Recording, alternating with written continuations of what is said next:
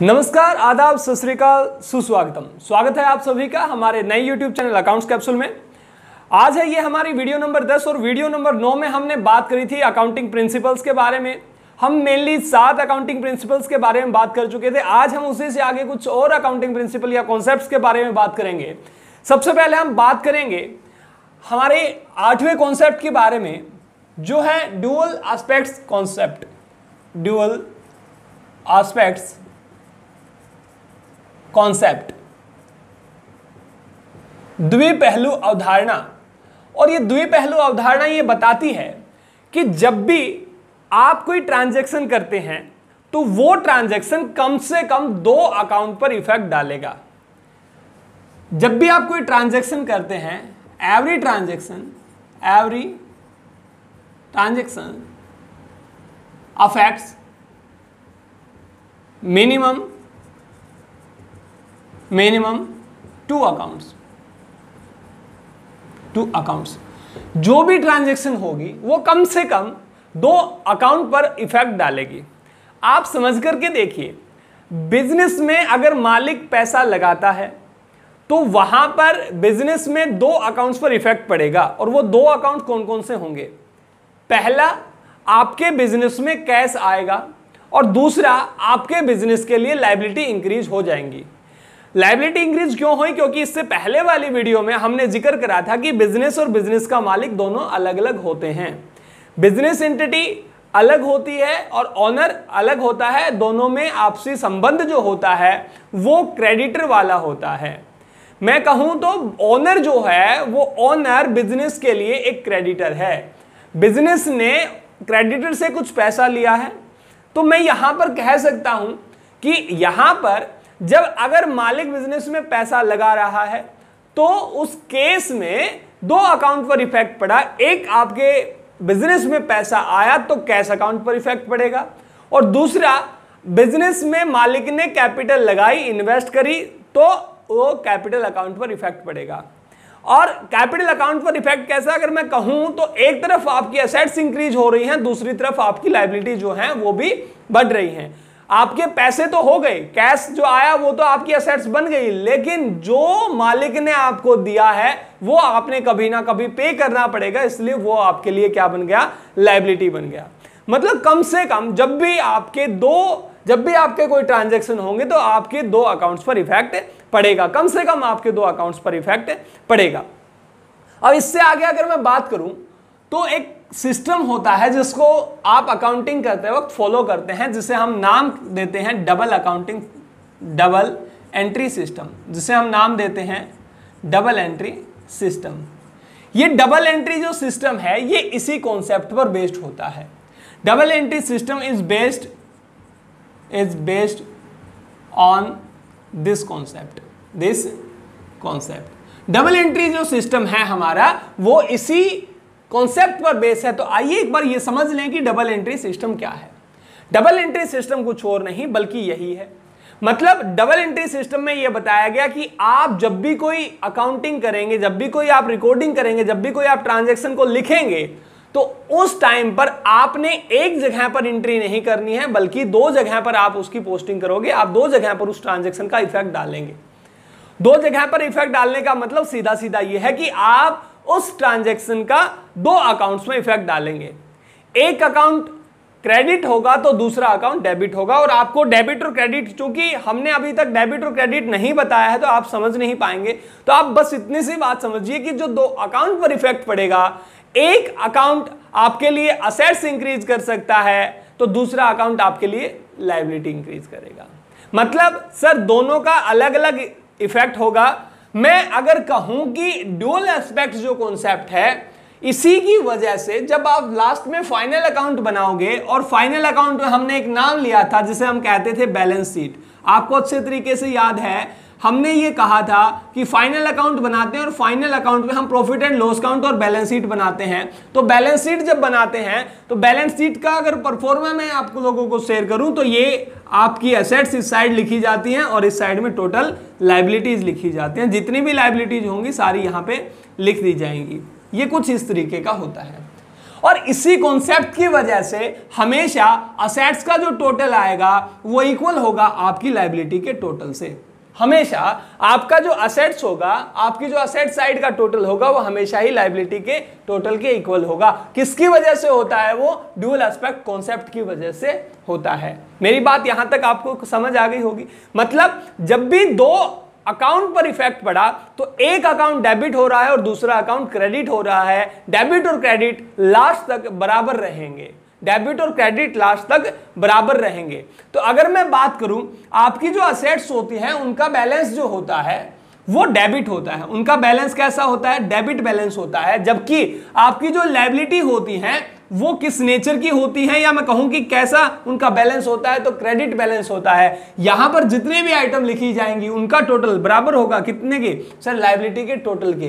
क्यों? क्योंकि आपने जो डेबिट और क्रेडिट लिखे वो आप स्टार्टिंग से ही बराबर लिखते जा रहे हैं। आपने जितने रुपए, मान लिया आप मालिक ने कैश में, मालिक जो है वो कैपिटल लेकर के आया था बिजनेस में, उसने इन्वेस्ट करा, तो वहां पर जब आप एंट्री कर रहे हैं तो एक बार आप कैश अकाउंट को डेबिट करेंगे, एक बार आप कैश अकाउंट में 5 लाख लिख रहे हैं, तो दूसरी बार आप कैपिटल अकाउंट को क्रेडिट कर रहे हैं, मतलब कैपिटल अकाउंट में आप 5 लाख लिख रहे हैं। दोनों तरफ यहां पर भी 5 लाख लिखेगा, यहां पर भी 5 लाख लिखेगा। आप अच्छी तरीके से समझ सकते हैं कि डेबिट भी बराबर आएगा किसके? क्रेडिट के। मतलब आपके जो असेट्स होंगी उनका टोटल किसके इक्वल होगा? लायबिलिटी के इक्वल होगा।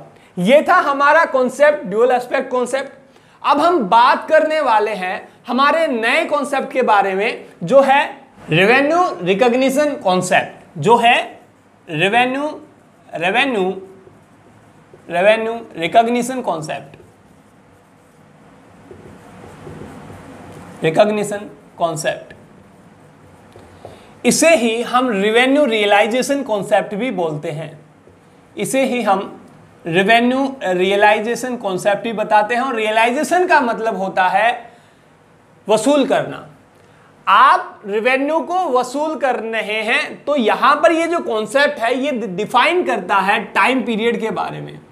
ये डिफाइन करता है कि आपने अपनी रेवेन्यू को रियलाइज कब करना है, वसूल कब हुआ मान लेना है, या मैं ये कहूं कि रेवेन्यू की जो है वो आपने एंट्री कब करनी है, कौन से टाइम पीरियड में ये बताना है कि वो उस टाइम पीरियड की रेवेन्यू थी। जैसा कि आपने, जब हमने सेकंड आपको कॉन्सेप्ट बताया था, सेकंड प्रिंसिपल बताया था हमारी वीडियो नंबर 8 में, तो उसमें आपने देखा था, हमने एक बात करी थी एक्रूअल कॉन्सेप्ट की। और एक्रूअल कॉन्सेप्ट में ही हमने आप लोगों को बताया था कि आप रेवेन्यू को उस दिन की रेवेन्यू मानेंगे या उस साल की रेवेन्यू मानेंगे जिस साल हमें सेल हुई है। तो सेम बिल्कुल उसी तरीके से रेवेन्यू रिकॉग्निशन कॉन्सेप्ट भी हमें यही बताता है। रेवेन्यू रिकॉग्निशन कॉन्सेप्ट जो है वो डिटरमाइन करता है,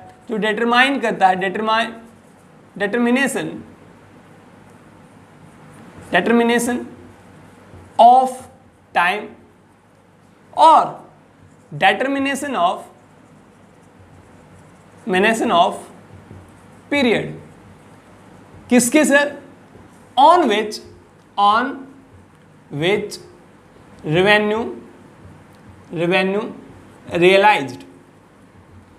जिस टाइम पीरियड पर, जिस टाइम में या जिस टाइम पीरियड पर हमारी रेवेन्यू रियलाइज्ड होती है, ये रेवेन्यू रिकॉग्निशन कॉन्सेप्ट उस टाइम पीरियड के बारे में बताता है।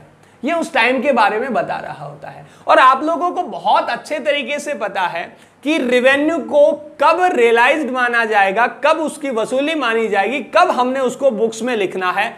तो ये जो था ये हमने आपको पहले ही बता दिया था कि रेवेन्यू को रियलाइज्ड उसी दिन मान लेंगे जिस दिन आपने ट्रांजैक्शन कर लिया, जिस दिन आपने ट्रांजैक्शन की एंट्री करी या जिस दिन ट्रांजैक्शन में एंटर हुए, आपने उसी दिन ये मान लिया कि उसी दिन हमने रेवेन्यू की वसूली कर ली है। यहां तक मेरी बात आपको समझ आई?